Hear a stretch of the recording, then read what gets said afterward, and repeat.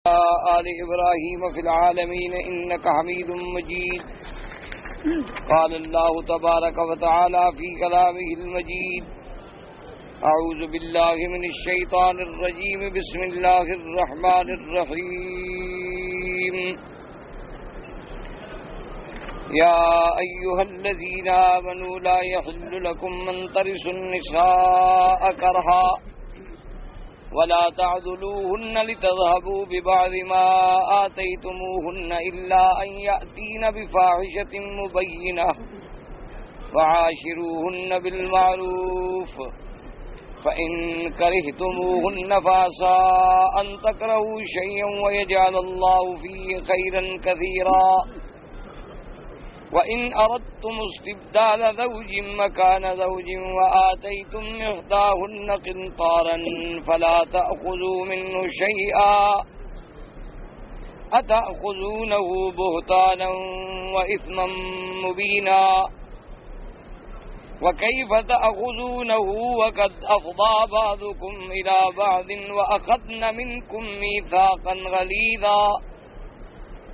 ولا تنكحوا ما نكح آباؤكم من النساء إلا ما قد سلف إنه كان فاحشة ومقتا وساء سبيلا.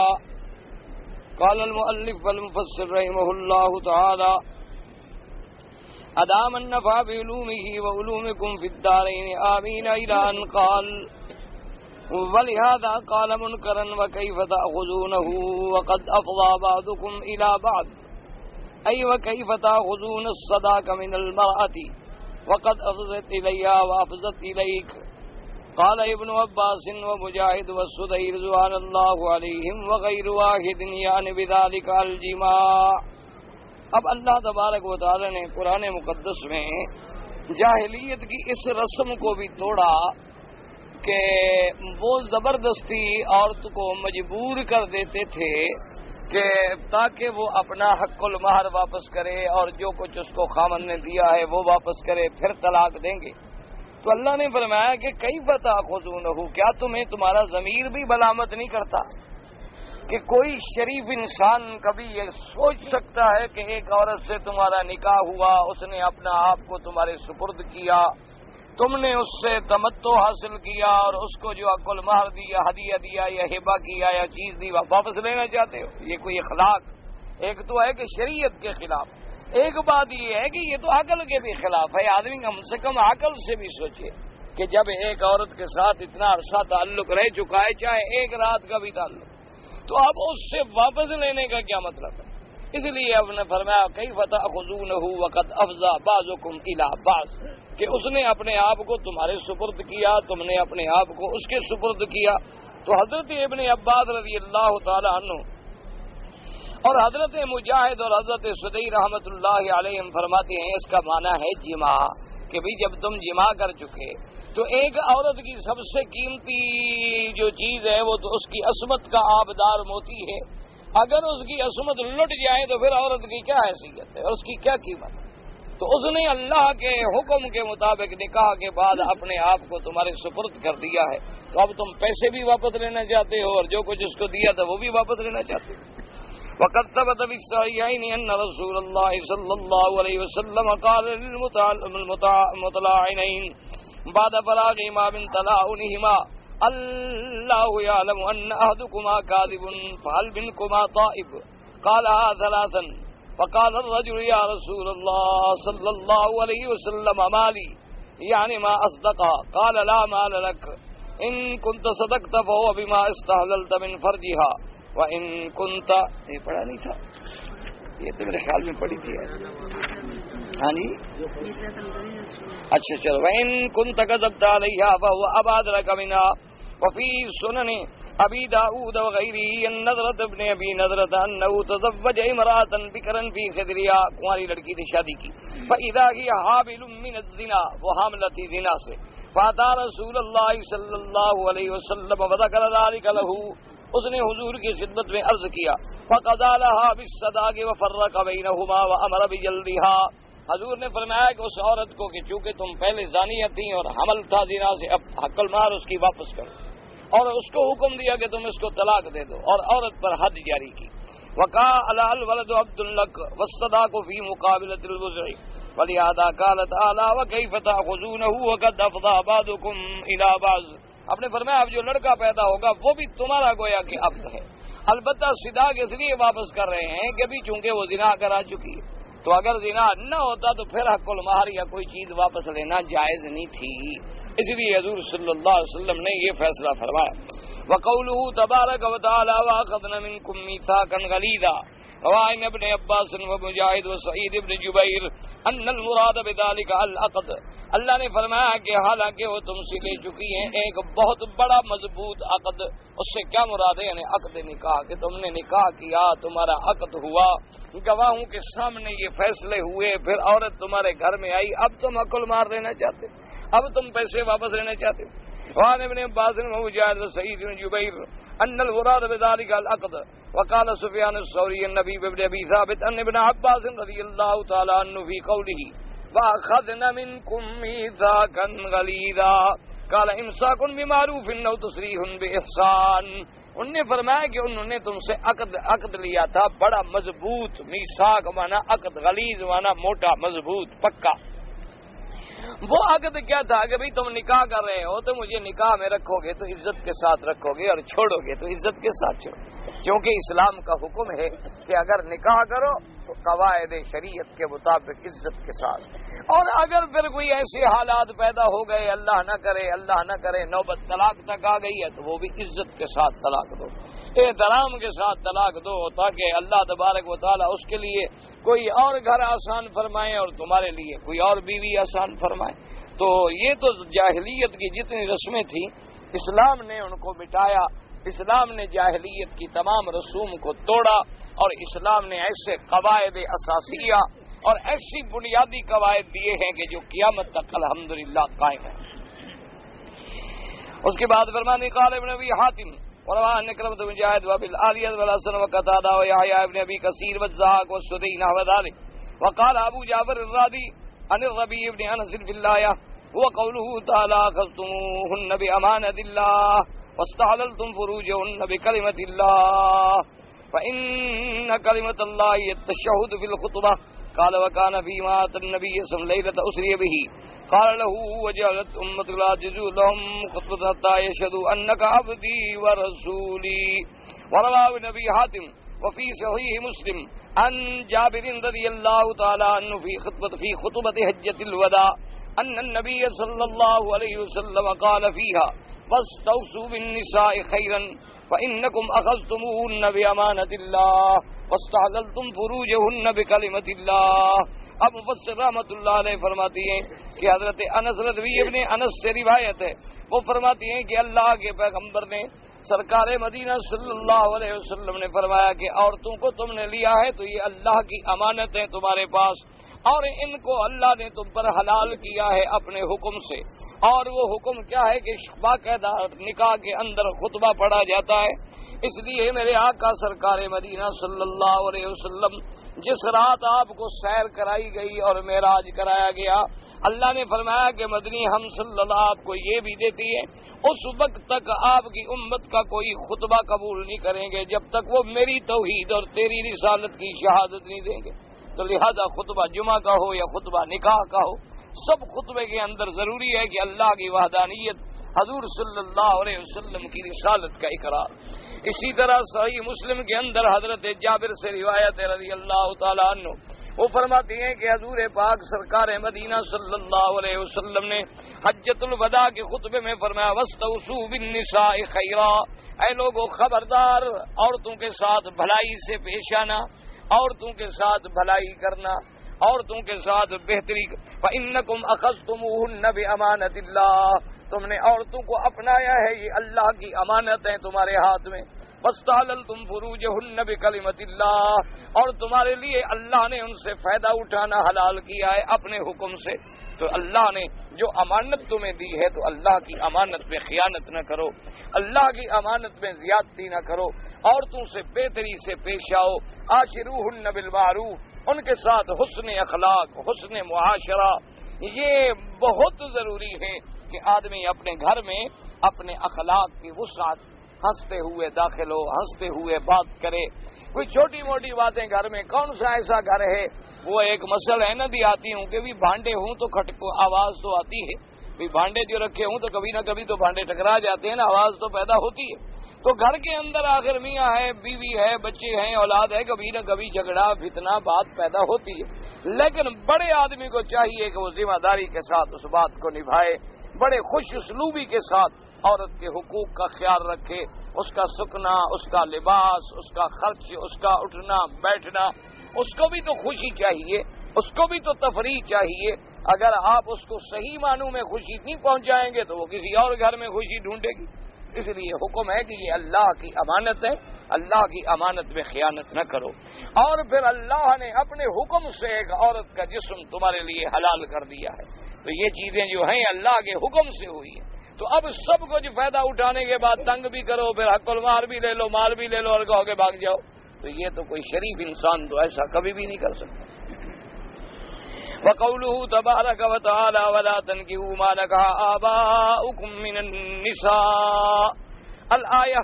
يحرم الله تعالى زوجات الآباء تكريمة لهم وإعظاما واحتراما أن توطأ من بعده حتى إنها لتحرم على الابن بمجرد العقد عليها وهذا أمر مجمع عليه. اللہ پاک نے فرمایا کہ خبردار ان عورتوں سے تم کبھی نکاح نہ کرو جن سے تمہارے والدین نکاح کر چکے ہیں. کیوں؟ وہ تمہارے لیے ماں ہے. تکریمۃ لہم و اعظاما، اسی میں اس عورت کی بھی عزت ہے اور تمہارے باپ کی بھی عزت ہے کہ جس عورت کو تمہارے باپ نے اپنی بیوی بنایا ہے تو وہ تمہارے لیے ماں کا حکم رکھتی ہے. حتیٰ کہ ائمہ کرام کا اس پہ اتفاق ہے کہ اگر آدمی نے صرف نکاح کیا اور نکاح کے بعد طلاق دے دیا تو اس عورت سے بھی بیٹا شادی نہیں کر سکتا، کیونکہ باپ کا نکاح ہو چکا ہے. تو اس لیے اس کا احترام ہے، اس کا اعظام ہے کہ بھئی وہ تیری ماں بن رہی تھی، تیری ماں بننے والی تھی. اب اگر باپ تیرے نے چھوڑ دیا ہے تو اس کا مطلب یہ تو نہیں جو کل ماں تھی آج بیوی بن جائے. اللہ تبارک و تعالیٰ نے جاہلیت کی یہ رسمیں جو تھی توڑ ڈالی تھی، ورنہ پہلے دور جاہلیت میں یہ بات عام تھی کہ لوگ ایسا کرتے تھے کہ باپ مر گیا، اس کی 2-3 عورتیں تھیں تو جس عورت سے پیدا ہوئے اس کے ساتھ تو نہیں کرتے تھے، دوسری عورت کے ساتھ کہتے یہ ہماری ماں تھوڑی ہے، یہ تو باہر کی عورت تھی، ہمارے باپ نے اگر شادی کر لی تو کیا ہو گیا. تو یہ جاہلیت کی رسم ہے. جس سے بھی باپ نکاح کر لے وہ تمہارے لیے ماں کے حکم میں ہے، وہ تمہارے لیے ماں کی والدہ کے حکم میں ہے. اس لیے اللہ تبارک و تعالی نے ان سے نکاح کرنا جو ہے وہ ہمیشہ کے لیے حرام کر دیا. ابن بیات مددنا ابی قال حدثنا مالک بن اسماعیل قال حدثنا قیس بن الربیع قال حدثنا اشعث بن سوارتی بن ثابت عن رجل من الانصار قال لما توفي ابو قيس عن ابن الاسود وكان من صالحي الانصار فخطب ابنه قيس امراته فقالت انما اعدك ولدا وانت من صالحي قومك ولكني اتي رسول الله صلى الله عليه وسلم فقالت ان ابا قيس توفي فقال خيرا ثم قالت ان ابنه قيس خطبني وهو من صالحي قومه وانما كنت اعده ولدا فما ترى فقال لها ارجعي الى بيتك قال فنزلت ولا تنكحوا ما نكح آباؤكم من النساء الا ما قد سلف. اس روایت میں آتا ہے حضرت عدی بن ثابت فرماتی ہیں الرجل من الانصار کہ ایک انصاری صحابی نے روایت کی کہ جب ابو قیس بن الاسلط جو تھے وہ فوت ہو گئے اور وہ انصار کے بہت اچھے صالح بزرگ لوگوں میں تھے، جب فوت ہو گئے تو ان کا بیٹا جو تھا قیس اس نے اپنے باپ کی بیوی سے خطبہ کیا کہ میں تمہارے ساتھ شادی کرنا چاہتا ہوں. فقالت انما اعدك ولدا، اس نے کہا عجیب بات ہے، میں تو تم کو اپنا بیٹا سمجھتی ہوں اور تم میرے ساتھ شادی کرنا چاہتے ہو. اچھا اگر یہ بات شریعت میں جائز ہے پھر ٹھیک ہے، میں حضور صلی اللہ علیہ وسلم کی خدمت میں جا کے یہ مسئلہ پوچھتی ہوں. تو وہ بی حضور کی خدمت میں آئی اور اس نے آ کے کہا کہ یا رسول اللہ صلی اللہ علیہ وسلم میرا خاوند جو ہے فوت ہو چکے ہیں اور بہت اچھا آدمی تھا میرا خاوند، اس نے بہت اچھی زندگی گزاری. اب اس کا بیٹا جو ہے وہ بھی اپنی قوم میں بہت اچھا ہے، لیکن اس کے بیٹے نے شادی کا ارادہ کیا ہے، میرے ساتھ شادی کرنا چاہتا ہے، حالانکہ میں تو اس کو اپنا بیٹا سمجھتی ہوں. اب اس میں شریعت کا کیا حکم ہے؟ حضور نے فرمایا اپنے گھر میں جاؤ، اللہ پاک جو فیصلہ کریں گے وہ ہم فیصلہ کریں گے۔ پھر اللہ نے قرآن پاک میں یہ آیت اتاری کہ وَلَا تَنكِحُوا مَا نَكَحَ آبَاؤُكُم مِّنَ النِّسَاءِ إِلَّا مَا قَدْ سَلَفَ، کہ خبردار تم ان عورتوں سے کبھی شادی نہ کرنا جن سے تمہارے والدین کر چکے ہیں، کیونکہ اس کی عزت و احترام کا تقاضا یہ ہے کہ چاہے وہ تمہاری اب ماں کے درجے میں ہے تو کوئی آدمی، تو اللہ نے قرآن میں یہ حکم نازل فرما دیا کہ خبردار کوئی آدمی باپ کے مرنے کے بعد اس کی عورت سے شادی نہیں کر سکتا، اس لیے کہ وہ چاہے حقیقی ماں نہ بھی ہو تو آخر تمہارے باپ کی بیوی ہے تو تمہارے لیے ماں ہے، چاہے آدمی کی وہ سوتیلی ماں ہے یا وہ دوسری ماں ہے، جس طرح کہ ماں ہوتی ہے جس سے باپ ایک دفعہ شادی کر لے۔ اور ویسے بھی یعنی عقل کا تقاضا بھی یہی ہوتا ہے کہ بھئی ایک آدمی ہے، اس کے باپ نے شادی کی ہے، جو چیز تیرے باپ کی عزت تھی، امانت تھی، اب تم بیٹا ہو کر پھر اس کو اپنے بستر پہ لانا چاہتے ہیں، اس لیے اللہ پاک نے اس کو ختم فرما دیا۔ فرماتے ہیں وقال ابن جریر حدثنا القاسم قال حدثنا حسین قال حدثنا حجاج بن جریج عن اکرمۃ بن قوله ولا تنكحوا ما نكح آباؤكم من النساء الا ما قد سلف قال نزلت في ابي قيس بن الاسرة خلف على ام عبيد الله زبرة وكانت تحت الاسرة ابي وفي الاسود بن خلف وكان خلف على ابنة ابي طلحة بن عبد العزى بن عثمان بن عبد الدار وكان عند ابي خلف وفي فاخته ابنة الاسود بن المطلب بن اسد كانت عند امية بن خلف غلب عليها صفوان بن امية وقد زعم السويري ان نکاح نساء الآباء كان معمولا به في الجاهلية۔ اب جناب فرماتی ہیں کہ قیس بن الاسود اسی طرح جو ہے اسود بن خلف، اسی طرح جو ہے فاخدہ بنت الاسود جو تھی وہ بھی امیت بن خلف کی، اسی طرح اس کے بعد صفوان بن امیہ، یعنی ان عورتوں کے بارے میں یہ آیت نازل ہوئی۔ ان سب نے جب باپ مر گیا تو بیٹوں نے شادیاں کر لی۔ وہ کہتے ہیں کہ جاہلیت میں یہ بات عام تھی کہ اگر باپ مر جاتا تھا اور باپ کی دوسری عورت ہے، جوان ہے، تو پھر بیٹا شادی کر لیتا۔ تو یہ جاہلیت کی ایک رسم تھی جس کو اللہ نے ہمیشہ کے لیے ختم فرما دیا، اور حکم ہو گیا کہ ولا تنکحوا ما نکح آباؤکم من النساء، جو ہو چکا ہے بس آئندہ کوئی زیادتی نہ کرو، آئندہ اللہ کے احکام اور حدود کو نہ توڑو۔ اس لیے فرمایا الا ما قد سلف، جو گزر گیا وہ گزر گیا، اللہ معاف کر دیں۔ کما قال تعالی وان تجمعوا بین الاختین الا ما قد سلف، جیسے کہ اللہ نے فرمایا تھا کہ اب دو بہنیں بیک وقت ایک نکاح میں رکھنا حرام ہے۔ جو پہلے گزر گیا وہ تو گزر گیا، آگے اللہ معاف کرے گا، لیکن حکم آنے کے بعد کبھی زیادتی نہیں کرو گے۔ یعنی ایک آدمی نے ایک عورت سے شادی کی ہے، وہ اس کی بیوی زندہ ہے، موجود ہے نکاح میں، اب دوسری بہن کو بھی لانا چاہتا ہے تو یہ حرام ہے۔ ہاں اگر پہلی بیوی مر گئی یا بیوی کو طلاق دے دی، اب دوسری بہن سے شادی کر لے، وہ جائز۔ مقصد ہے بیک وقت دو بہنوں کو اکٹھا ایک نکاح میں نہیں رکھ سکتا۔ دیکھیں اگر سچی بات سوچیں، اس میں بھی اللہ نے عورت پہ مہربانی، کیونکہ دو بہنیں جب سوکنے بن جائیں گی ایک دوسرے سے لازم عداوت ہوگی، وہ اس کو کاٹے گی، وہ اس کو کاٹے گی، وہ اس کی مخالفت کرے گی، وہ اس کی مخالفت کرے گی، تو دونوں بہنیں بہن کی دشمن بنے گی۔ اسلام یہ نہیں چاہتا کہ گھروں میں فساد پیدا ہو، اس لیے اسلام نے حکم دیا جو شادی کر لی ہے تمہارے گھر میں، ہاں اگر ایک لڑکی سے تم نے شادی کی وہ مر گئی، اب اس کی بہن سے شادی کرو، جیسے سیدنا عثمان رضی اللہ تعالیٰ عنہ سے میرے آقا نے سرکار مدینہ صلی اللہ علیہ وسلم نے اپنی بیٹی بی بی رقیہ کا نکاح کیا، تو اب جب بی بی فوت ہو گئی پھر حضور پاک نے ام کلثوم کا نکاح بھی حضرت عثمان سے کر دیا۔ تو اب یہ ہے کہ ایک وقت میں جمع نہیں ہو سکتی، اگر پہلی بیوی فوت ہو جائے تو پھر دوسری بہن جو ہے وہ نکاح میں آ سکتی، اس کے لیے کوئی بات منع نہیں۔ فرماتے ہیں قال وقت فعل ذلك كنانة بن خزيمة زوج بامرأة أبيه فأولدها ابنه والنضر بن كنانة، اس نے بھی یہی کیا تھا۔ قال وقت قال صلی اللہ علیہ وسلم ولدت من نکاح لا من صفاء۔ اب مفسر فرماتے ہیں کہ کنانہ ابن خزیمہ جو ہے اس نے بھی اپنے باپ کی بیوی سے شادی کی تھی، اور اس کا پھر بیٹا پیدا ہوا تھا نضر ابن کنانہ. اس لیے حضور پاک نے صلی اللہ علیہ وسلم نے فرمایا ولدت من نکاح لا من صفاء. حضور نے فرمایا کہ یہ اللہ نے میری شان رکھی ہے کہ میرے خاندان میں حضرت اسماعیل تک اللہ نے میرے نسب کو محفوظ رکھا, کوئی زنا نہیں ہوا. اللہ نے مجھے نکاح سے پیدا کیا, میرے خاندان کو بھی محفوظ رکھا ہے, چاہے وہ کفر کا زمانہ تھا لیکن اللہ نے ان کی عزتوں کو عصبتوں کو محفوظ رکھا, اس میں کسی قسم کا تجاوز نہیں.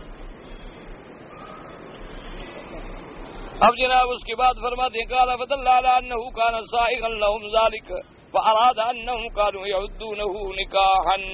یا بعض علماء فرماتے ہیں کہ اس سے مراد یہ ہے کہ یہ بھی نکاح ہوتا تھا. حالانکہ وہ کہتے ہیں یعنی حضور کے خاندان میں پہلے ایسی بات ہو چکی ہے کہ کسی نے اپنے باپ کی عورت سے شادی کر لی, وہ اس کو نکاح سمجھتے تھے, زنا نہیں سمجھتے, کیونکہ ان کے نزدیک جو ہے یہ نکاح تھا, یہ زنا نہیں تھا. تو اس لیے اب جتنے ایسی باتیں جیسے نضر ابن کنانہ, تو اب یہ تو حضور صلی اللہ علیہ وسلم کے خاندان کی نسب میں آتا ہے, تو اس لیے اس نے ایسا کام کیا تھا تو گویا وہ نکاح سمجھا گیا, اس کو زنا نہ سمجھا گیا. لیکن اللہ تبارک و تعالی نے منع فرما دیا. اللہ نے فرمایا کہ خبردار ایسی بات نہیں ہو سکتی, آدمی اپنے باپ کی بیوی سے کبھی شادی نہیں کر سکتا. وقت قال ابن جرير حدثنا محمد بن عبد الله المخزومي قال حدثنا قرات قال حدثنا ابن عيينة عن عمرو بن كلمة عن ابن عباس رضي الله تعالى عنه قال كان أهل الجاهلية يحرمون ما حرم الله إلا امرأة الأب والجمع بين الأختين. حضرت ابن عباس فرماتی ہیں کہ جاہلیت میں بھی لوگ ان چیزوں کو حرام سمجھتے تھے جن کو اللہ نے حرام کیا ہے, باوجود اس کے کہ وہ جاہلیت میں تھے, باوجود اس کے کہ وہ اسلام نہیں نصیب ہوا, لیکن اس کے باوجود بھی جن چیزوں کو اللہ نے حرام کیا وہ کہتے تھے حرام. مگر یہ دو چیزیں ایسی ہیں کہ یہ ان کے نزدیک حرام نہیں تھی. ایک تو باپ کی بیوی سے شادی کرتے تھے, اور دوسرا دو بہنوں کو ایک نکاح میں گھر میں اکٹھا رکھتے تھے. یہ چیزیں ان کے نزدیک رائج تھیں. اللہ نے قرآن نازل کیا وَلَا تَنْكِحُوا مَا نَكَحَ آبَاؤُكُم مِّنَ النِّسَاءِ, اور اسی طرح آیت نازل ہوا أَن تَجْمَعُوا بَيْنَ الْأُخْتَيْنِ إِلَّا مَا قَدْ سَلَفَ وَهَكَذَا قَالَ عَطَاءُ وَقَتَادَةُ وَلَكِنْ فِيمَا نَقَلَهُ السُّوَيْرِي مِنْ قِصَّةِ كَنَانَةَ نَظْرٌ. اب فرماتی ہیں کہ جو نضر ابن کنانہ کا قصہ ہے وہ قابل اعتراض ہے, اس میں اعتراض ہے, واللہ اعلم. وعلى كل تقدیر فهو حرام في هذه الامه غایت التبشع. اب مفسر فرماتا ہے کہ اصل خلاصہ کیا نکلا کہ شریعت اسلام میں, شریعت محمد مصطفیٰ صلی اللہ علیہ وسلم میں یہ دونوں چیزیں حرام ہیں کہ والد کی عورت سے شادی نہیں کر سکتے اور نہ دو بہنوں کو جمع کر سکتے ہیں. اس لیے فرماتے حرام بھی ہے اور یہ بہت بڑی بشع, بہت بڑی گندی چیز بھی ہے, گندی حرکت بھی ہے کہ آدمی پہلے تو اس کو ماں سمجھتا رہے پھر اس کو بیوی بنا لے, اور آدمی دونوں بہنوں کو ایک گھر میں جمع کر لے, یہ بہن بھی بیوی ہے اور یہ بہن بھی بیوی ہے. تو یہ چیزیں ویسے عقل سے بھی بری لگتی ہیں, ضمیر کو بھی یہ بات ٹھوکر لگاتی ہے. اور صرف یہ اصلی بات یہ ہے کہ بری بات جو ہے وہ بری بات ہے, چاہے وہ کافر ہو ہندو ہو اس کو بھی سمجھ آتی ہے کہ یہ بری بات. لیکن ایک ہوتا ہے رواج جو ہو گیا تو وہ ان کے نزدیک گناہ نہیں رہتا. ورنہ یہ ہے اللہ تبارک و تعالیٰ معاف کرے. اب دیکھیں نا جی, جن لوگوں نے متع کا رواج پھیلایا ہے اللہ معاف کرے, روافض جو ہیں شیعہ, ان کے نزدیک متع جو ہے جائز. اچھا اب متع میں ایمان سے کہیں عقل بھی تو ہے نا, چلو شریعت اور دلائل مسائل اور احکام ایک طرف رکھ لو, اللہ نے ہمیں عقل بھی تو آخر دی ہے نا بھی. پھر متع میں اور زنا میں کیا فرق ہے؟ نہ اس کے گواہ ہے, نہ اس کے گواہ ہے, نہ اس کا خطبہ ہے, نہ اس کا خطبہ ہے, نہ اس میں وراثت ہے, نہ اس میں وراثت ہے. ایک آدمی آ رہا ہے عورت کے ساتھ کانٹریکٹ کر رہا ہے کہ جی میں نے ایک ہفتہ یہاں رہنا ہے, ایک ہفتے کے کتنے پیسے لوگی؟ اس نے کہا جی 1000 ریال. انہوں نے کہا جی یہ لو 1000 ریال, اور ایک ہفتے کے لیے بیوی بن گئی, چلا گیا, بیوی ختم. نہ طلاق ہے نہ نکاح ہے. اور زنا کیا ہوتا ہے؟ یعنی آدمی کو اللہ نے عقل بھی تو عطا فرمائی ہے نا. اسی لیے آپ دیکھیں گے کہ یہ جتنی طوائفیں ہوتی ہیں اور جتنی آپ کی یہ فلمی لڑکیاں ہوتی ہیں, یہ جتنی اس قسم کے غلط قسم کی رقاصائیں ہوتی ہیں, سب شیعہ مذہب قبول کر لیتی ہیں. کیوں؟ ان کے دماغ میں ایک تسلی ہوتی ہے کہ جو ہم کر رہے ہیں یہ حلال ہے. ان کو ایک مذہبی تسلی مل جاتی ہے نا. ایک آدمی کر رہا ہے، سمجھتا ہے گناہ ہے، تو اس کو کبھی نہ کبھی تو ضمیر جھنجھوڑے گا نا. اور ایک آدمی کر رہا ہے، وہ کہتا ہے کہ نہیں گناہ تو کوئی نہیں، ویسے ٹھیک ہے، اچھی بات تو نہیں کہ روز ایک نیا خامد، روز ایک نیا خامد، لیکن کوئی حرج نہیں ہے، گناہ کوئی نہیں. اس لیے آپ دیکھیں گے کہ جتنا اس پیشے میں عورتیں ہیں وہ سب کی سب ماتم کریں گی، سیاہ کپڑے پہنیں گی، تعزیے نکالیں گی، علم اٹھائیں گی، دل جناب پتہ نہیں کیا کیا بلائیں. وجہ کیا ہے کہ وہ اپنے آپ کو ایک مذہبی تسلی دیتی ہیں کہ جو ہم کر رہی ہیں یہ گناہ نہیں. اسی لیے آپ پڑھتے ہیں نا، کبھی کبھی اخباروں میں آتا ہے کہ جی میری تو خالص حلال کی کمائی ہے، میں تو حرام کھاتی ہی نہیں. وہ اس کو حلال سمجھتی ہے نا، کہتی ہے میں تو جان مار رہی ہوں اپنی، اس کے پیسے لے رہی ہوں، اس سے بڑی حلال کمائی ہے. مولوی چلو گلا خرچ کرتا ہے، میں تو پورا بدن خرچ کر رہی ہوں. انا للہ و انا الیہ راجعون. بس دعا کریں اللہ ہدایت کے فیصلے فرمائے. اور ایک بات یہ بھی یاد رکھو، مرد ہو یا عورت، اگر زنا پہ ناڑا کھل گیا تو پھر نہیں بند ہوتا جب تک اللہ نہ روکے. بس اپنے بچوں کو بچپن سے حفاظت کرو. جب چھوٹے چھوٹے بچے ہوں نا، اسی وقت سے ان کا خیال رکھو، ان کی تربیت کرو. اور جیسے بچہ بالغ ہو کوشش کرو کہ شادی. جیسے جیسے بچہ جناب کہتے ہیں نہیں جی ابھی تو یہ میچور نہیں ہوا، اور ابھی تو جناب اس نے علم نہیں پورا کیا، ابھی تو جناب اس نے تعلیم حاصل نہیں کی، اس کے انجام ہیں جو آج ہم دیکھ رہے ہیں. او اللہ کے بندے، تیرا بیٹا ایم اے کر لے اور تباہ ہو جائے، کیا فائدہ تمہیں ایم اے کرنے کا؟ تیرا بیٹا میٹرک میں رہے لیکن مسلمان رہے تو شکر کرو. تیرا بیٹا تعلیم تھوڑی ہے لیکن فرما بردار ہے، اللہ رسول کا تابع ہے، نمازی ہے، حلال کھاتا ہے، ماں باپ کی عزت کرتا ہے، شکر کرو. ایم اے ہے تمہیں دیکھتا بھی نہیں، ایسے ایم اے بیٹے کو کیا کرو گے؟ یا ایم اے ہے اور گناہوں میں پڑ گیا، برباد ہو گیا تو کیا کرو گے؟ اس لیے شریعت کے احکام پہ کوشش کرو. اور جن کے گھروں میں ہم لوگ اب سمجھتے ہیں کہ جن کے گھروں میں بچے ہیں، بچیاں ہیں، ابھی چھوٹی ہیں، ابھی سے دماغ میں ان کے لیے رشتے تجویز کرنے شروع کر دیں تاکہ جب وہ بڑے ہوں گے تمہیں آسانی ہو جائے. تمہارے دماغ میں پہلے فیصلے ہو چکے ہوں اور تم گھر ڈھونڈ چکے ہوگے، پھر پریشانی نہیں ہوتی. اس لیے اللہ تبارک و تعالی ہر گھر کو محفوظ رکھے. دعا کیا کرو اللہ کے کعبے میں.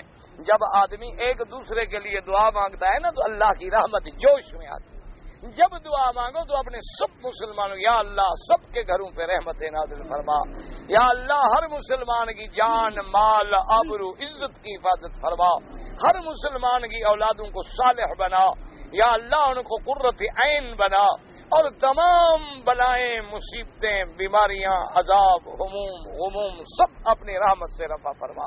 سب کے لیے دعا کیا کریں. رحمت کی گھڑی ہوتی ہے، دعا کرو گے تمہارا بیڑا بھی پار اور اگلے کا بیڑا بھی پار ہو جائے.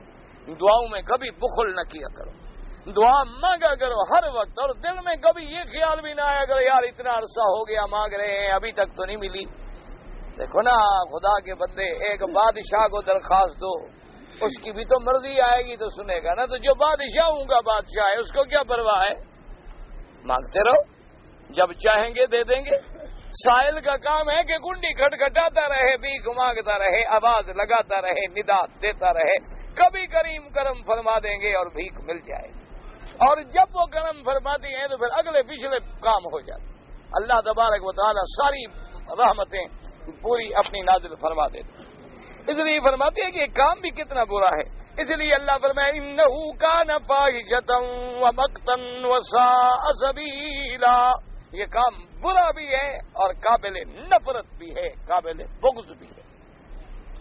قال ولا تقربوا الفواحش ما ظهر منها وما بطن قال ولا تقربوا الزنا انه كان فاحشۃ وساء سبیلا فزادها هنا ومقتا ای بغضا هو امر کبیر فی نفسه. کہ کتنی بڑی بات ہے، آدمی کے دماغ اور دل کے لیے کتنا بوجھ ہے. وَيُؤَدَّى إِلَى مَقْتِ الْإِبْنِ أَبَاهُ بَعْدَ أَن يَتَزَوَّجَ بِامْرَأَتِهِ.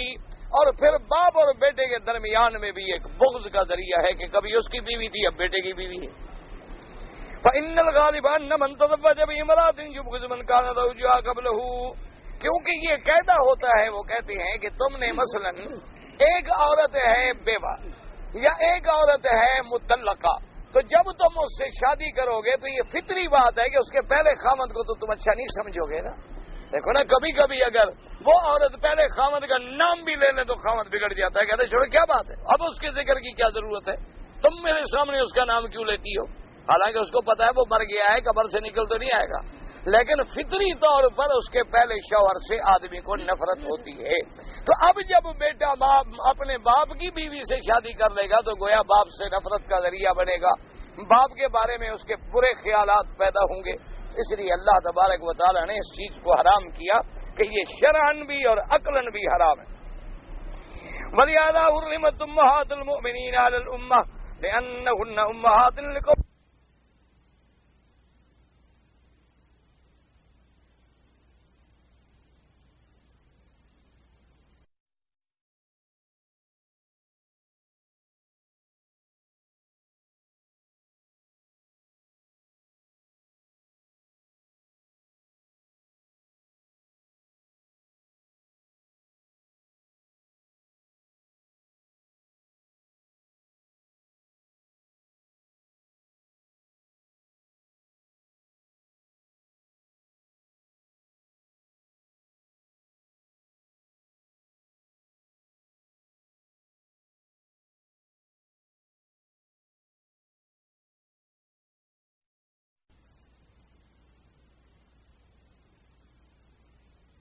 وهو كالأب بل حقه أعظم من حق الآباء بالإجماع بل حبه مقدم على حب النفوس صلوات الله وسلامه عليه۔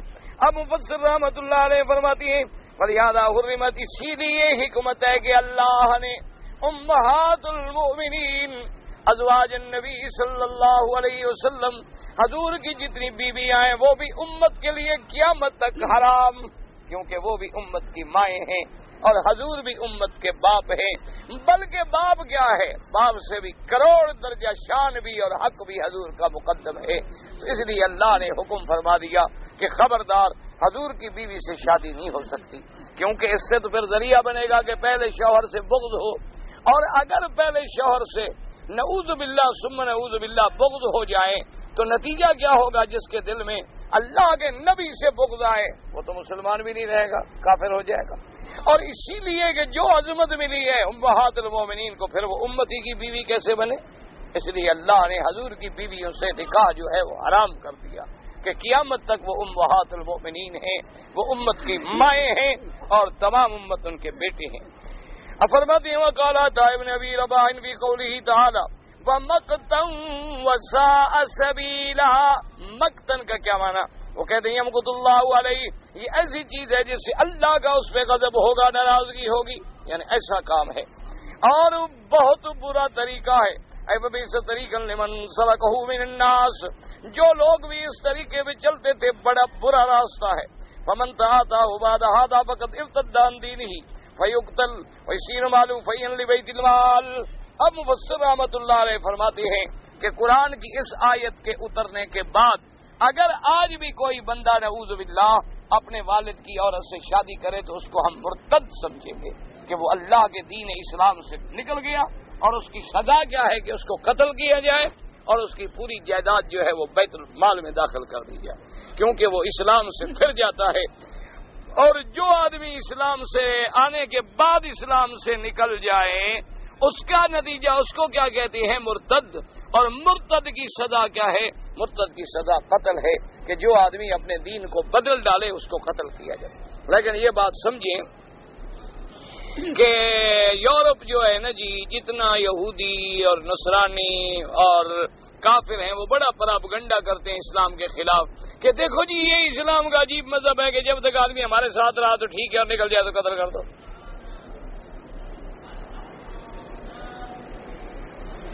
تو اصل بات یہ نہیں ہے، اسلام کسی کو اپنے اندر لانے کے لیے جبر نہیں کرتا، لا اکراہ فی الدین۔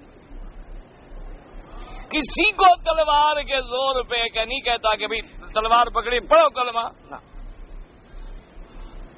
لیکن جب ایک آدمی اسلام اپنی خوشی سے، رضا و رغبت سے قبول کر کے اسلام میں داخل ہو اور اب نکلے تو گویا اب وہ اسلام پہ حملہ کر رہا ہے.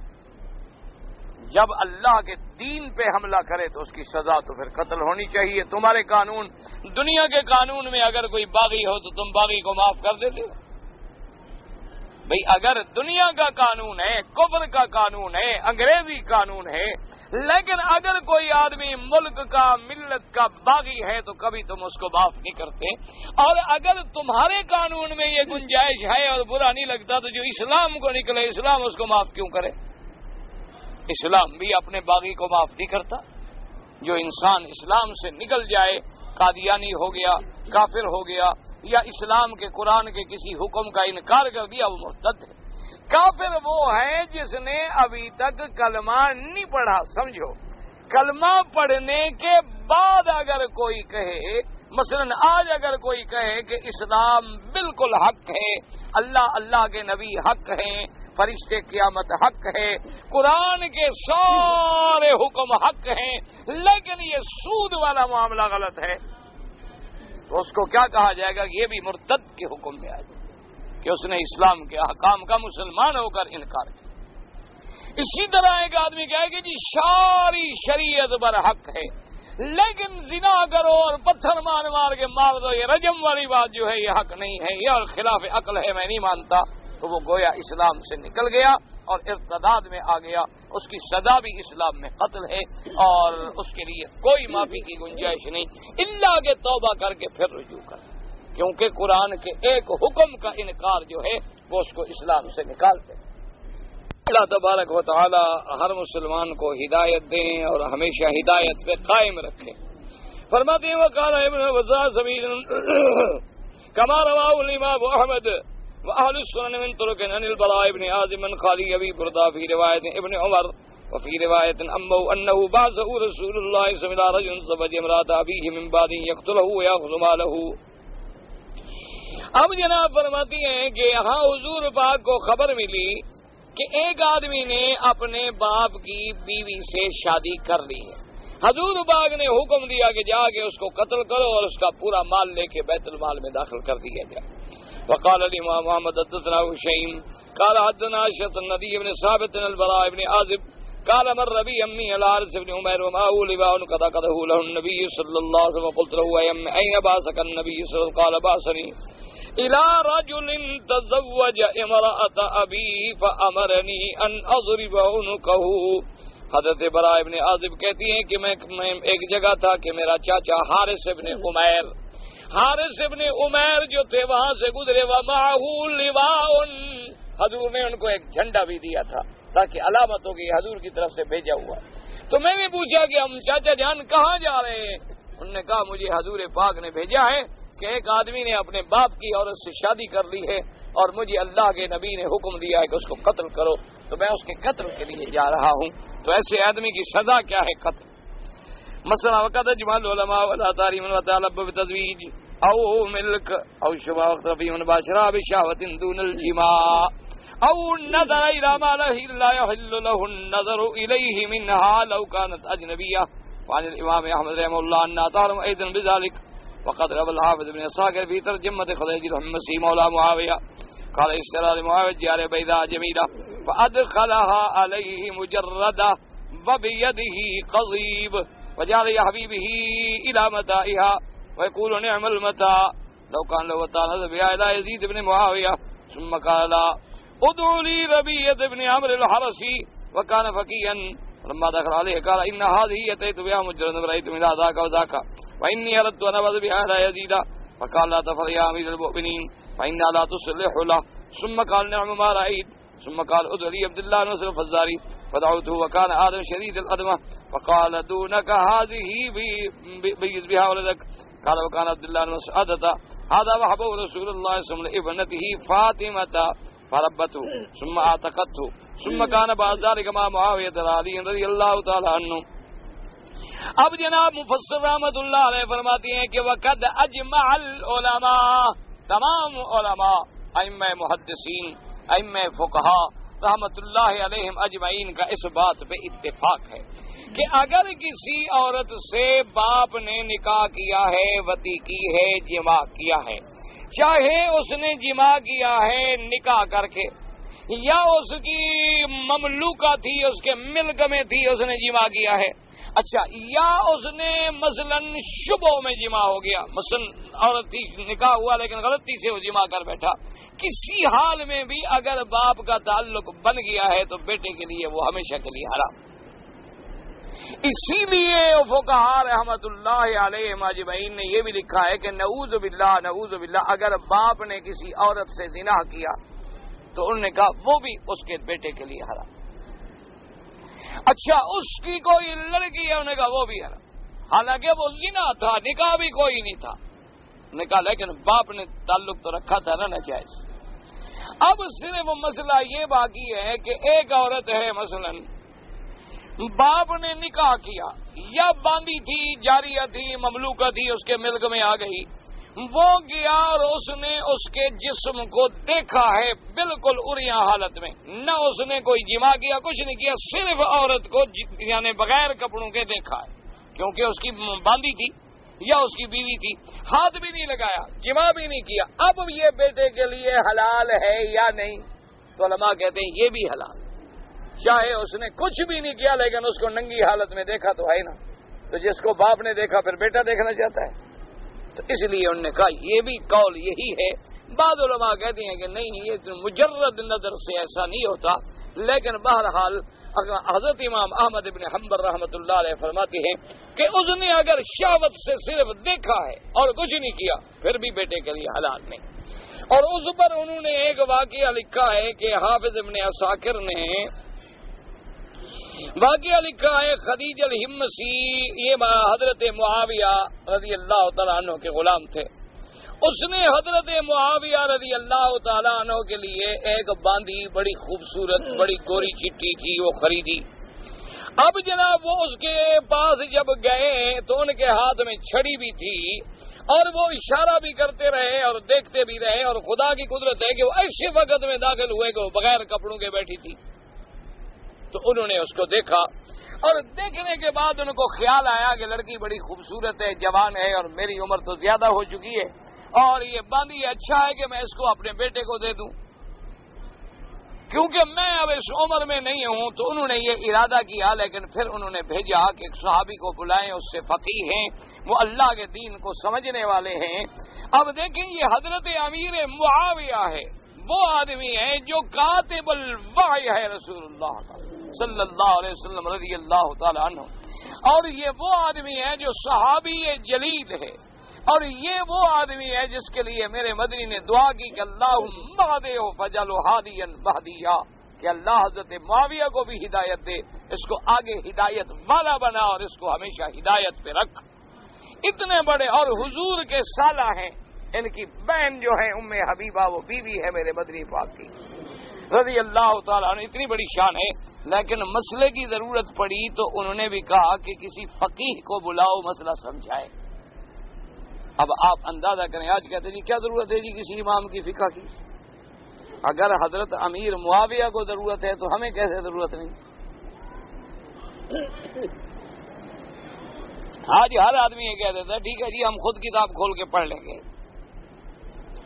تو اس لیے انہوں نے فرمایا کہ بھی یہ لڑکی تو بہت اچھی ہے، میں چاہتا ہوں بیٹے کو بھیجوں۔ انہوں نے کہا اچھا ربیعۃ ابن عمرو الحرسی کو بلاؤ، کیوں؟ وکان فقیہن، وہ فقہ جاننے والا آدمی ہے، وہ فقہ کو سمجھتا ہے، اس سے مسئلہ پوچھیں گے۔ کیوں؟ قرآن تو کہتا ہے ما نکح آباؤکم من النساء، اب اس سے نکاح تو ہوا نہیں، وطی بھی ہوئی نہیں اور میری بیوی بھی بنی نہیں، تو قرآن میں تو صرف اتنی لفظ ہے، میں نے دیکھا ہے اس کو بغیر لباس کے، اس کا کیا حکم ہے؟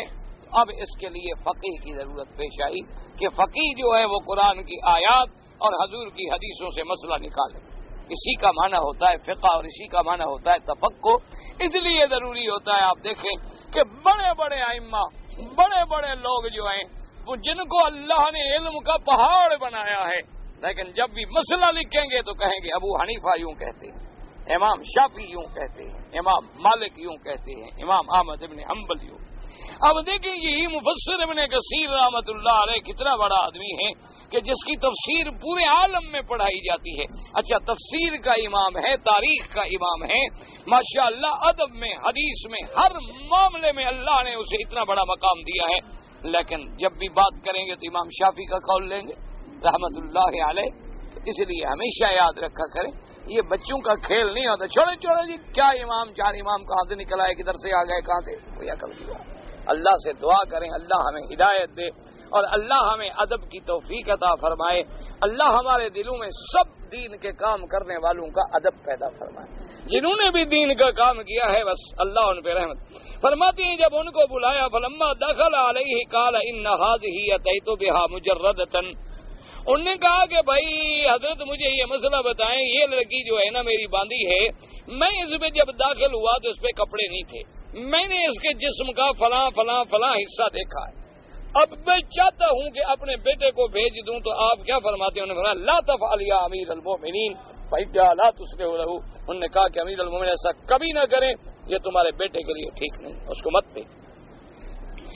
ثم قال نعم ما رأيت, انہوں نے کہا کہ بھئی باقی تم نے بہت اچھا تم نے فیصلہ کیا ہے.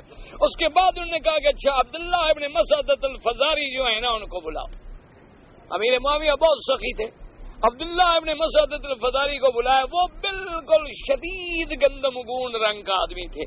انہوں نے کہا ادھر آؤ, بات سنو, اللہ نے مجھے باندھی دی تھی, میں اس کو آزاد کرتا ہوں, تمہیں دیتا ہوں تاکہ اللہ کرے تیرے بیٹے تو آگے گورے چٹے ہوں. بھائی تم تو ایسے ہو نا گندمی رنگ کے آدمی, جب تمہاری بیوی گوری چٹی ہوگی تو اللہ تمہیں بچے بھی بیت والے لگا, چلو اپنے بچوں کو سفید گورا پیدا کرو, لے جاؤ, یہ میں نے تم کو وقف کر دی. تو انہوں نے وہ باندھی خود نہ رکھی, اس کو دے دی. اب مفسر فرماتا ہے یہ آدمی جو ہے عبداللہ ابن مسعد الفزاری جو ہے یہ کون ہے؟ کہتے ہیں کہ ھذا وہبہ رسول اللہ صلی اللہ علیہ وسلم, یہ جب چھوٹا تھا تو اس کو بھی حضور نے بی بی فاطمہ کو دیا تھا کہ بھی یہ چھوٹا بچہ ہے تم اس کو پالو. تو بی بی فاطمہ نے اس کو تربیت دی, اس کو پالا, بڑا ہوا تو اس کو آزاد کیا. یہ بھی غلام تھے تو اس کو آزاد کیا. لیکن کہتا ہے خدا کی شان ہے کہ پالا تو اس کو بی بی فاطمہ نے تھا, لیکن پھر یہ حضرت معاویہ کے ساتھ رہا, حضرت علی کے ساتھ نہیں رہا رضی اللہ تعالی عنہ. تو بہرحال مقصد یہ ہے کہ بی بی صاحبہ نے بھی پالا تھا اور یہ غلام تھا, پھر بی بی نے آزاد کر دیا. وہ چاہے حضرت علی کے ساتھ ہوں یا حضرت معاویہ کے ساتھ, دونوں حق پر تھے, دونوں ہدایت پر تھے اور دونوں پہ اللہ راضی ہو گیا. رضی اللہ عنہم ورضوا عنہ کلا وعد اللہ الحسنى, اللہ نے سب سے جنت کے وعدے کر لیے, لہذا ہمیں حق نہیں پہنچتا کہ ہم صحابہ کے بارے میں کوئی زبان کھولے. واللہ تعالی اعلم وعلمہ اتم.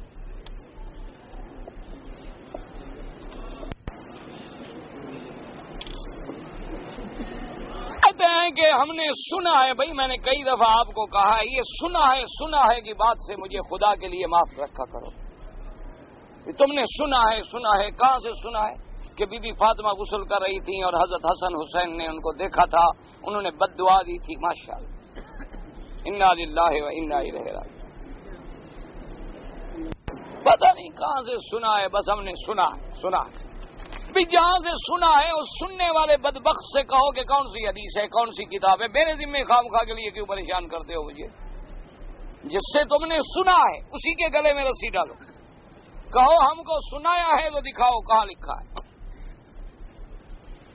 یہ کوئی بات تو نہیں ہوتی نا. بی بی فاطمہ کی کتنی بڑی شان ہے, ہم تو یہ چٹ پڑھتے ہوئے بھی شرم آتے ہیں, ڈر آتا ہے کہ سیدہ ہیں, زہرا ہیں, بنت رسول اللہ ہیں, زوجہ علی مرتضیٰ ہیں, ام الحسن والحسین ہیں, جنت کی سردار ہیں. ایسی بات اپنی ماں کے بارے میں ہم نہیں پڑھ سکتے تو سیدہ فاطمہ کے بارے میں پڑھ سکتے. پتہ نہیں لکھنے والے کا پتہ نہیں کوئی اتنا بڑا دل سخت تھا کہ بیٹھا رہا, لکھتا بھی رہا. ایک میاں بیوی اپنے شوہر سے کتنی دیر جدا رہ سکتا ہے؟ زیادہ سے زیادہ 6 مہینے. محمد ابن حنفی حضرت علی کا صاحبزادہ ہے, پتہ نہیں یہ تم جانو, تمہاری تاریخ جانے. ایسی باتیں نہ میں پڑھتا ہوں نہ جواب دیتا ہوں. اللہ کے بندے, جن باتوں پہ صحابہ کے بارے میں, اہل بیت کے بارے میں کوئی لفظ آئے بچو, ورنہ کھانا خراب ہو جائے گا اور عاقبت تباہ ہو جائے گا. وہ لوگ ہیں ان کے بارے میں اللہ نے کہہ دیا ہے کہ رضی اللہ عنہم ورضوا عنہ, میں ان سے راضی ہو گیا, وہ مجھ سے راضی ہو. اللہ نے فرما دیا ہے رحماء بینہم, وہ سب آپس میں ایک تھے, ان میں تلواریں چل گئیں, دونوں طرف آدمی شہید ہو گئے. اللہ نے فرمایا دونوں جنت میں جاؤ. اب جن کو اللہ نے اتنا بڑا مقام دیا ہو, ہم ان کے عیب ڈھونڈتے رہیں اور تلاشیاں کرتے رہے کہ حضرت علی کی کیا گناہ تھا اور حضرت معاویہ کی کیا خطا تھی. اللہ کے بندے حضرت علی حضرت معاویہ پہ بات کریں تو محمد الرسول اللہ بات کریں جن کا شان ہے. ہماری کیا طاقت ہے کہ ہم ان کے بارے میں زبان کھولیں.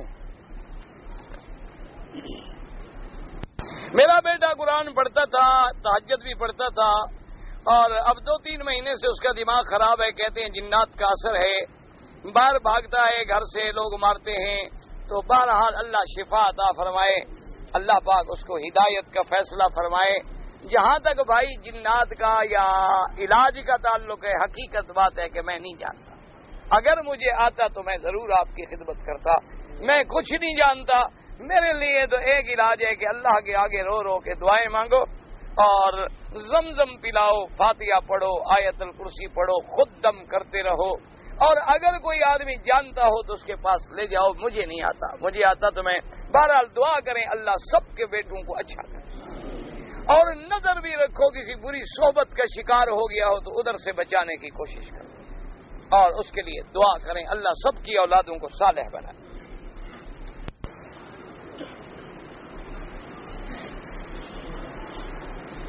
میرے ساتھ وعدہ ہوا تھا کہ 1200 ریال تنخواہ دیں گے, اب 1000 دیتا ہے. یہ تم جانو وہ جانے, وعدہ خلافی کرتا ہے, قیامت میں پکڑا جائے گا. کہتے ہو ویزے کے بارے میں ہم سے وصول کرے گا, یہ تم جانو وہ جانے. کیا اقرار ہوا, کیا وعدہ ہوا. اگر وہ اپنے وعدے پہ قائم نہیں ہے تو اللہ کی عدالت تو ہے نا, دنیا میں نہیں ملے گا, قیامت تو ہے.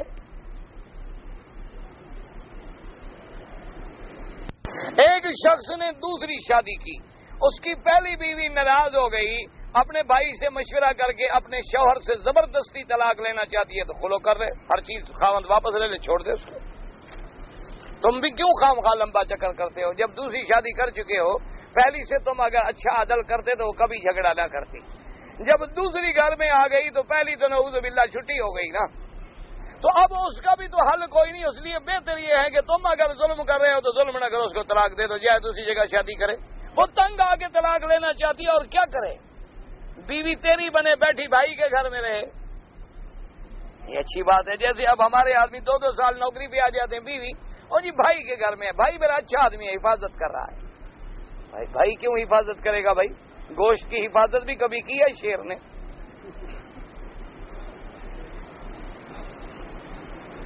چلو ایک شیر گوشت یہاں رکھ کے دیکھ لو باہر, ایک دن کے لیے گوشت, اور ایک 6 من کی لاش جو چھوڑ کے آئے ہو, اللہ حفاظت کرے تو کرے, بھائی تو نہیں کرتے. نابالغ لڑکی کا نکاح ہو سکتا ہے, والدین کریں تو ہو سکتا ہے. نماز رہ گیا, توبہ کیا, اللہ معاف کرے. بہرحال احناف کے نزدیک فدیہ بھی ہے. طلاق اور خلو میں طلاق ہوتی ہے مرد دیتا ہے, خلو یہ ہے کہ عورت مطالبہ کرتی ہے کہ مجھے چھوڑو, وہ خلو ہے.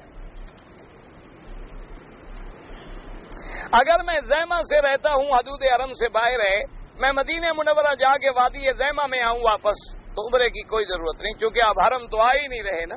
عمرہ تب ہوتا ہے جب میقات سے آنے والا اللہ کے حرم کی نیت سے حرم میں آئے. اب اگر آپ پاکستان سے آ رہے ہیں جدے کی نیت سے, جموم کی نیت سے, وادی زیمہ کی نیت سے, رابو کی نیت سے, یمبو کی نیت سے, کوئی عمرہ نہیں. حتیٰ کہ آپ آ رہے ہیں طائف کی نیت سے اور مکے سے بھی گزر کے جا رہے ہیں, تب بھی کوئی عمرہ نہیں, کیونکہ اللہ نیت کو جانتے ہیں کہ وہاں سے آنے پر تیری نیت تھی کہ میں مکے میں جاؤں گا, تو پھر احرام باندھ کے آنا چاہیے. اسٹیمنٹ پتہ نہیں کیا, میں نے آپ کو پہلے بھی کہا مجھے خواب کا کوئی پتہ نہیں, خواب کا مجھے سمجھ نہیں آتی. کوئی مولوی اور خواب والا ڈھونڈ لو, بہت ہے.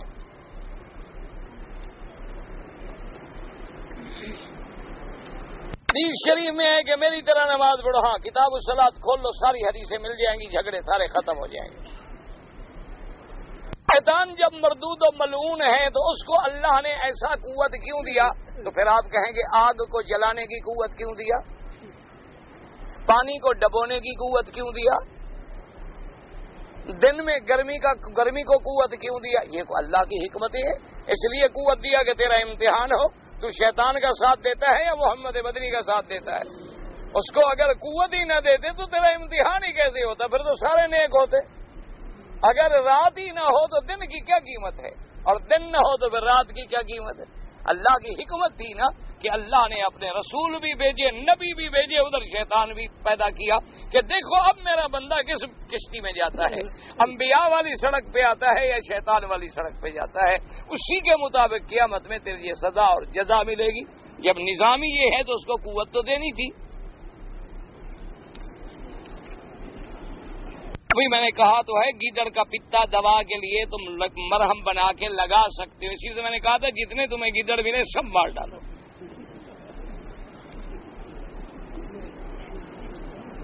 ایک آدمی احرام میں تھا، اس نے پھل توڑا ہے، بہرحال اس پہ جرمانہ کوئی نہیں، لیکن اتنی چیز خیرات کر دیا کرے جتنا قیمت کا پھل ہے۔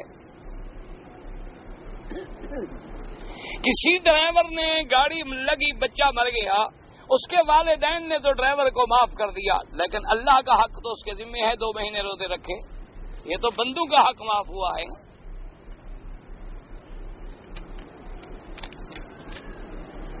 بہرحال جو مکان آپ کو باپ دادا کی طرف سے ملا ہے اس کا 1/4 حصہ تو ماں کو آپ کے والد نے مہر میں دے دیا بس۔ اب باقی جائیداد جو بٹے گی تو آپ کی ماں کو 8واں حصہ ملے گا، لڑکوں کو 2 حصے، لڑکی کو 1 حصہ، خود گن لو اور تقسیم کر لو۔ میں نے رمضان شریف کے روزے رکھے حرم میں، پھر میں نے حج بھی پڑھا، لیکن قربانی اپنے ملک میں کی، کوئی بات نہیں، چونکہ تمہارا حج مفرد تھا، حج کی بکری تمہارے ذمہ نہیں تھی، وہ جو سالانہ نصاب کرنے والی قربانی تھی وہ تم نے اپنے ملک میں کر دی۔ 13 کو میں نے طواف زیارت کر لیا الحمدللہ، مکے میں رہا، میں نے حج کیا لیکن بکری نہیں کی، کوئی حرج نہیں۔ نکاح بذریعہ ٹیلی فون نہیں ہو سکتا، کیونکہ ٹیلی فون پہ آواز بدل سکتی ہے اور کوئی فیصلہ نہیں ہو سکتا یہ اسی کی آواز تھی یا کسی اور کی تھی۔ ویسے ٹیلی فون پہ نکاح کیا بھی نہ کرو، کہیں ایسا نہ ہو کہ بابا جاؤ تو آگے ایک اور آگے گونگی اندھی بیٹھی ہو، وہ کہیں کیوں نے کہا اسی کے ساتھ نکاح ہوا تھا۔ اس لیے تم اپنا 2 گواہوں کے سامنے ایک وکالت نامہ لکھ دو کہ بھی میرا بھائی، میرا باپ، میرا فلاں وکیل ہے میری طرف سے، میں اس کو اجازت دیتا ہوں کہ میرا نکاح کر دے۔ وہ وکیل سب کچھ دیکھ کے فیصلہ شریعت کے مطابق تمہارا نکاح کر دے۔ ٹیلی فون والا مسئلہ جو ہے نا اس پر نہ اعتبار کیا کرو۔ بعض حضرات کہتی ہیں کہ ہاروت ماروت ملائکہ تھے، اگر ملائکہ تھے تو نکال دیا گیا، ملائکہ نہ رہے۔ جیسے کہ ابلیس بھی تو آسمانوں میں رہتا تھا، جب نکال دیا گیا تو اب کہیں گے کہ ہاں فرشتہ تھا یا فرشتوں کے ساتھ رہتا تھا، لیکن اصول یہ ہے، علماء نے لکھا ہے کہ وہ فرشتے نہیں تھے بلکہ اس علاقے کے بادشاہ تھے۔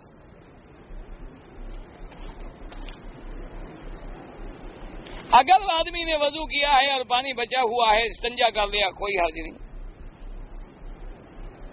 اگر آدمی ملازمت میں جدہ جائے، 2 دن جدے میں رہے، واپس مکے آئے تو احرام باندھنا کوئی ضروری نہیں۔ ایک آدمی پاکستان سے آیا حاجی، اس نے احرام باندھا، حرم میں آیا، بغیر طواف اور صفا کے احرام کھول دیا، پھر 4-5 گھنٹے کے بعد دوبارہ احرام باندھ کے پورا کر لیا، ٹھیک ہو گیا انشاءاللہ۔ ایک آدمی انڈیا سے آیا بغیر احرام کے، دوسرے دن اس نے مسجد عائشہ سے عمرہ کیا، دم پڑ گئی، چونکہ وہ انڈیا سے آیا تو اپنے ایئرپورٹ سے احرام باندھتا، میقات سے گزر گیا بغیر احرام کے، عمرہ تو کر لیا لیکن دم بھی دینی ہوگی کہ ایک بکری لے کے ذبح کرے اور غریبوں کو کھلائے۔ کہتا ہے جی کہ بعض مارکیٹوں میں 100 ریال کی خریداری کریں تو وہ کوئی فارم دیتے ہیں، اس میں کچھ انعامات ہیں۔ ایک تو یہ جو سیل پہ لگاتے ہیں یہ ٹھیک نہیں ہے، ایک یہ ہے کہ آپ مسئلہ یا معمہ حل کریں، ہم انعام دیں گے، پہلے تم سے کچھ نہیں لیتے، وہ جائز ہے۔ ایک یہ ہوتا ہے نا لوگوں کے طریقہ بنایا ہوا ہے کہ جی 5 روپے کے ٹکٹ بھیج دو اور معمہ حل کر کے بھیج دو۔ اب 1 لاکھ آدمی نے حل کیا، ان کو تو 5 لاکھ پہنچ گیا نا، اور انعام دیا 2 لاکھ 3 لاکھ تو پھر بھی بچ گئے۔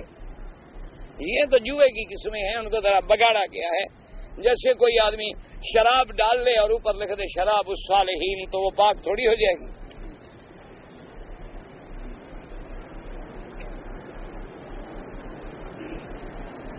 دونوں پیر پہ بیٹھتے ہیں، تو جو آدمی ایسا کرتا ہے اسی سے جا کے پوچھو کہ بھی تم نے یہ حدیث کہاں پڑھی ہے، مجھ سے کیوں پوچھتے ہو؟